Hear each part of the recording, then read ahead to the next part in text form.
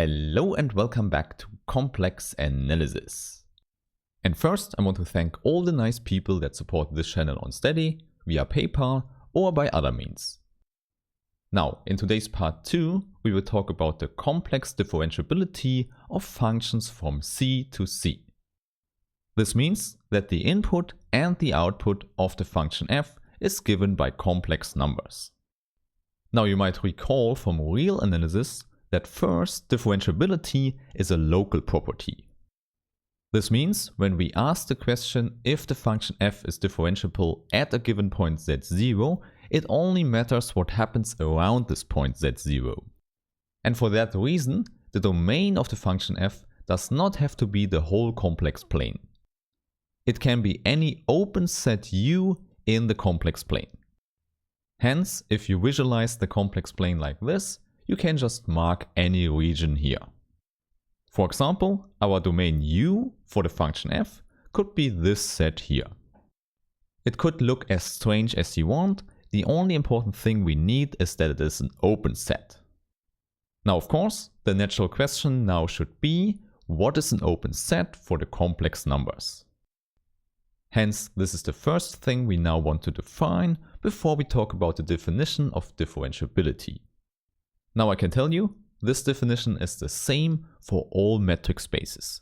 And please recall, a metric space is a set where you can measure distances. In C, the complex numbers, we can do this, and of course we can also do it in R, the real numbers.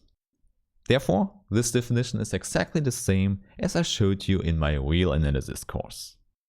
Nevertheless, it's good to refresh your memory, because this notion is used throughout this course. Indeed, openness is not complicated at all, and to get an idea, let's take our set U from before. Visually speaking, this set should be an open set if these boundary points you see here are not part of the set U itself. In other words, if you are a point in the set, then around you only see points of the set U. To put it more precisely, a whole epsilon ball around Z lies in the set U. And if this works for every point from the set U, we call U open. So formally, we would write for all Z in U, there exists an epsilon ball. And here you already know from the last video, the epsilon ball is denoted by B epsilon Z. And now our claim here is this epsilon ball lies completely inside the set U.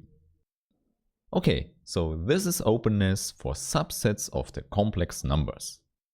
One important example is of course the complex plane itself. Also, it's easy to show that every epsilon ball is open with this definition. Okay, other useful and important examples we will see later. Here, first, as promised, we want to talk about differentiability. However, now the function f we consider has a domain we call U. So it's still a complex function, but now with a general open domain U. And now, to write down the definition of differentiable at a given point, we have to fix this given point. So we have z0 as a point in U. Hence, then we are able to define what it means that the function f is differentiable at z0. And often, to make it clear that we are talking about complex functions here, we say the function is complex differentiable at the point. However, the meaning is exactly the same as for real functions. We just want a linear approximation around this point, which means the slope at this point should exist. And of course, a slope we usually calculate with a difference quotient. So we have the difference in the output divided by the difference in the input. In other words, what you see here is the slope of a secant. And in order to get the slope of the tangent, we have to consider the limit. Hence, z goes to z0 and this limit should exist.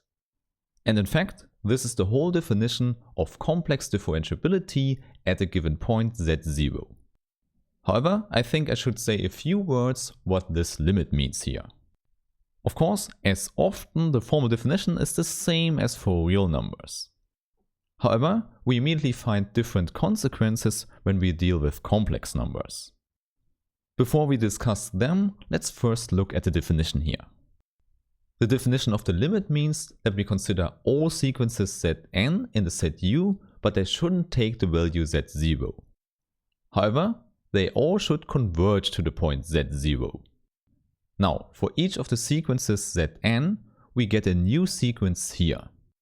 And of course, the claim here is that this new sequence here also converges.